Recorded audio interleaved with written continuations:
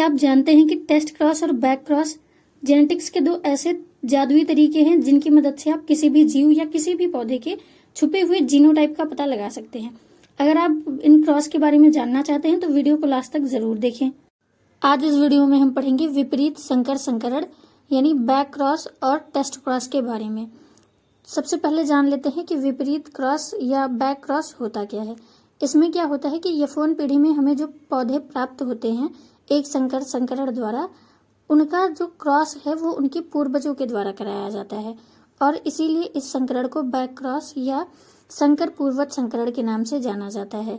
यानी यफोन पीढ़ी में जो हमें संकर लंबे पौधे प्राप्त होते हैं उनका क्रॉस उनके पूर्वजों में से किसी से भी कराया जा सकता है, चाहे वो प्रभावी पौधे हों या अप्रभावी पौधे हों, और इसी क्रॉस को हम बैक क्रॉस कहते हैं।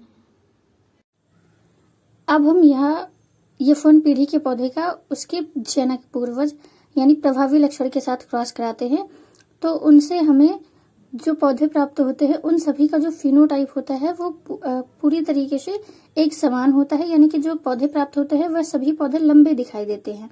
हालांकि इनमें जो आधे पौधे जो होते हैं वो शुद्ध लंबे पौधे होते हैं और आधे पौधे जो होते हैं वो संकर लंबे पौधे होते हैं, लेकिन इनका फिनोटाइप जो है वो हमें ये बताता है कि ये सभी पौधे क्या है, लंबे पौधे हैं। तो जब भी हम यफोन पीढ़ी का क्रॉस उसके पूर्वज या जनक पीढ़ी के साथ कराते हैं तो इस तरीके के क्रॉस को हम बैक क्रॉस या फिर विपरीत अथवा संकर पूर्वज क्रॉस के नाम से जानते हैं। और इस संकरण से जो पौधे प्राप्त होते हैं उनका जो जीनोटाइप होता है वो 1:1 होता है। अगर बात करें कि यह क्रॉस किया क्यों जाता है, यानी जो बैक क्रॉस है उसका उपयोग क्यों किया जाता है, तो इस बैक क्रॉस के उपयोग से किसी भी पौधे की जो शुद्धता है या किसी भी पौधे की जो अच्छी किस्म है उसे आगे की पीढ़ी में सुरक्षित रखने के लिए इसका प्रयोग किया जाता है। जैसा कि हमने यहाँ देखा कि जब हमने प्रभावी लक्षण के साथ यफोन पीढ़ी का क्रॉस कराया तो उनसे जो पौधे प्राप्त हुए हैं वो सभी पौधे लंबे हैं, तो इसी कारण से जो है बैक क्रॉस करवाया जाता है। उसके आगे हम जानेंगे परीक्षण क्रॉस या टेस्ट क्रॉस क्या होता है।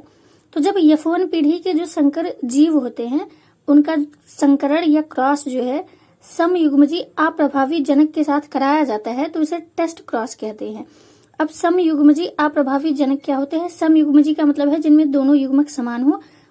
आपको ये बात हमेशा याद रखनी है कि इस संकरण में हमें अप्रभावी जनक के साथ ही यफोन पीढ़ी का क्रॉस कराना होता है। तो जब हम यफोन पीढ़ी के जो संकर लंबे पौधे होते हैं उनका क्रॉस जो है अप्रभावी जनक यानी बौने पौधे के साथ कराते हैं तो इस प्रकार के संकरण को बैक क्रॉस के नाम से जाना जाता है। और ये क्रॉस इसलिए कराया जाता है ताकि हमें ये पता चल सके कि किसी पौधे के जो युग्मक हैं वो समयुग्मजी हैं या विषमयुग्मजी हैं। अगर बात करें सबसे ज्यादा इम्पोर्टेंट पॉइंट्स की, तो आपको हमेशा याद रखना है कि सभी टेस्ट क्रॉस जो होते हैं वो बैक क्रॉस होते हैं, लेकिन सभी बैक क्रॉस जो है वो टेस्ट क्रॉस नहीं हो सकते हैं, क्योंकि जो बैक क्रॉस होते हैं वो हमेशा पूर्वजों के साथ कराए जाते हैं और टेस्ट क्रॉस भी पूर्वजों के साथ होते हैं। और बात करें टेस्ट क्रॉस की, तो एक संकर टेस्ट क्रॉस हो या दो संकर टेस्ट क्रॉस हो, उससे जो जीनोटाइप और फिनोटाइप अनुपात हमें नजर आता है वो आपके सामने यहाँ स्क्रीन पर दिखाई दे रहा है।